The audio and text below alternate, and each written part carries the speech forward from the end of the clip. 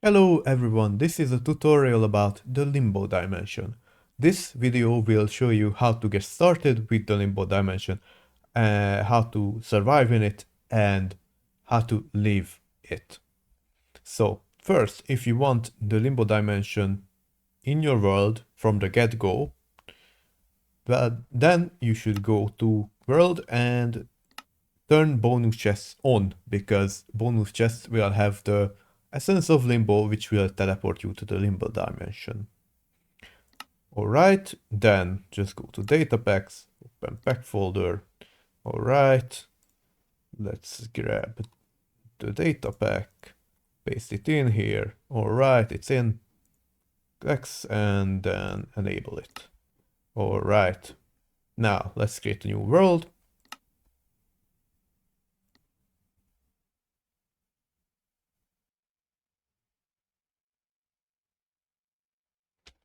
Alright, now that we have a new world, let's just get to the chest, and here it is, Essence of Limbo. You can feel free, you can either take everything here, or you can just leave it if you want an extremely hard experience. Or you can just stay here until you feel like you're ready. And then you can hover.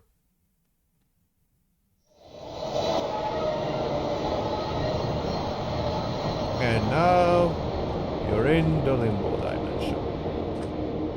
Alright, this is one way to access it. Let me show you the other way to access this dimension.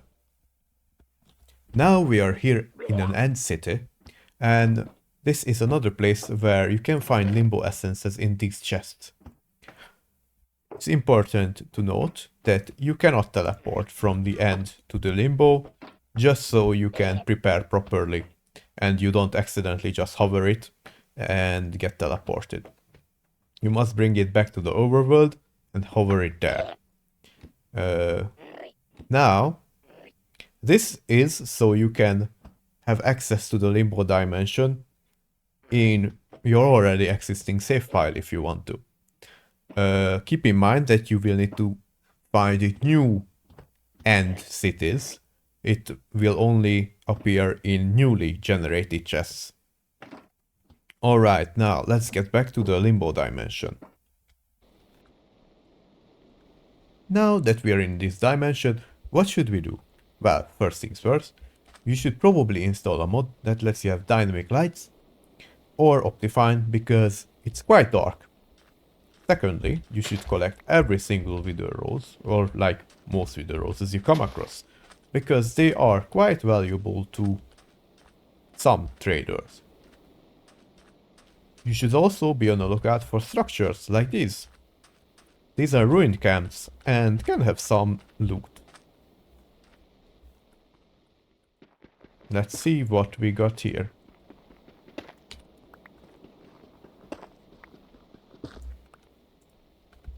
Some limbo scrap and some string. String is good to make some fishing rod and other goodies. Or even a bed if you collect enough. Alright, what else? Well, how do you get food in this dimension? Well, you can either get some dirt, which I will cover soon, or you can fish. That's also a valid option.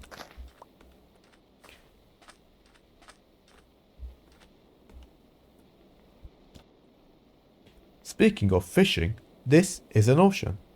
When you find one, you should fish plenty so you don't have to stop exploring for a long time. You should also explore the ocean itself, because it can have very rare islands on it, which have some very special properties worth exploring. Now that you have plenty of food from fishing, you can go and explore, and you might encounter one of these. This is a camp. It might have some loot, so it's worth exploring. As you can see, it has a dispenser, which houses some loot. Alright, we got a limbo scrap, which is the currency of this round, so it's worth collecting. But you also might encounter some other structures, which are huts, which I will introduce in the next section. This is a scrapper hut. you'll most likely encounter one of these, because this is the most common one. Not all of them look like this. This is the biggest one, but there are some variations. As you can see, it houses a scrapper who is willing to trade with you. He has multiple deals, and you can trade the junk you collected on the way with him. There are some specialty deals. These can change. There are multiple kinds of scrappers, and they are all willing to trade different kinds of player heads and other items.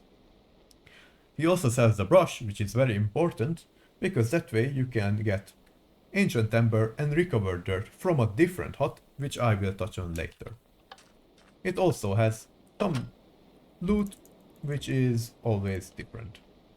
And this one especially has another one, which I won't show you, but that's about it.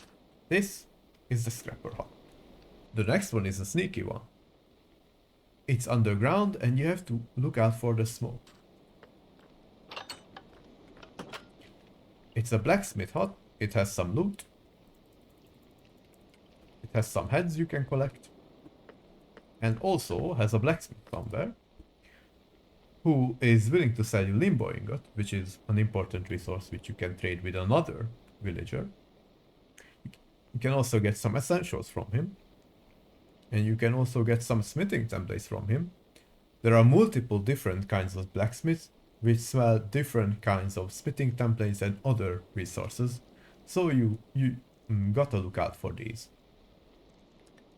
So yeah, this is basically the blacksmith. It might house some secrets. Don't forget to get your heads. And basically that's it. This next hut is the herbalist hut, which was carved out of the ancient tree. Make sure to collect heads, as always. And come in, let's see what he has to offer. He also has some loot, make sure to collect it. And he has some trades.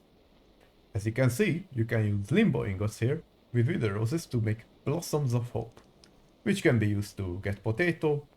And there are also multiple different kinds of herbalists. So make sure to always check the trades because they can be different. What he always sells is dirt. From recovered dirt. How do you get recovered dirt? Well, basically, you excavate it, as you can see it. You need 4 of these, and you get a dirt. You can also get ancient embers, which are traded with a different villager. So, basically, this is the herbalist, and that's what it does. The next hut type is the shaman's hut. This doesn't have a variation, but there are multiple different kinds of shamans. As you can see, he can also make blossoms of hope and trade a bunch of different kinds of things with you. You can get spawn eggs from him, which is worth visiting the Limbo Dimension for, and some Limbo scrap. He also has some of the heads which you can collect, and basically that's it. This is an enchanter's hut. It's not really a hut, but let's not get stuck on that. It's one of the most important structures because it houses an enchanter. Let's get these so we can sell it to some scrapper.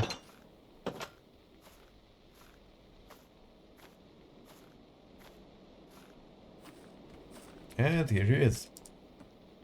He is willing to sell us void gems, pillar skeleton skulls, and overworld orbs.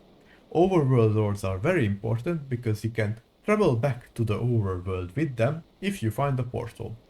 Void gems are also useful because you can buy all kinds of good stuff with it, including overworld orbs. You can buy a very good fishing rod from him, which can speed up the rate of fishing quite a bit, so you don't get bored. He also sells shulker boxes, so you can put all the different kinds of heads you collected. He sells lava pockets, so you can buy more void gems. And orbs of transmutation, which are very important for other kinds of villagers. He also sells a lucky box, which you can get by collecting one of these very rare pearls, and sells some very good gear. And there are different kinds of enchanters, so you will never know what kind of illegally enchanted gear you might find in his selection. So they are always worth checking out. And you can also get these heads if you want to. And these are all the huts. Now let's move on to the portal. It's important to remember that you can always gather this blackstone to make tools and other stuff. This is a portal. You can use this if you have an overworld orb with you to travel back to the overworld. So let's just do that. As you can see, I'm back into the overworld. And if you want to make your own portal, well, then you have to collect these heads on the side. Alright, so let's travel back. And collect these as well. There are some on the top.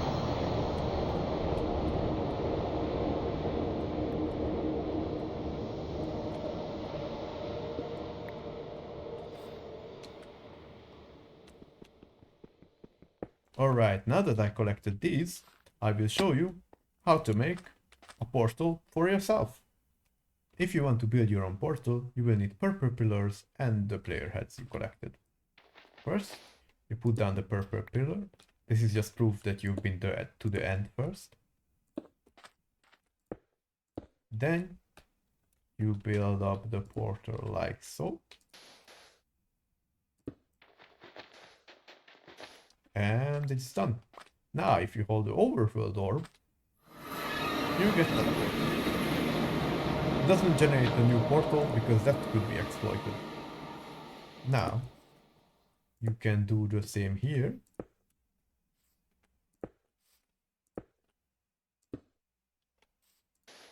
It doesn't have to be straight. I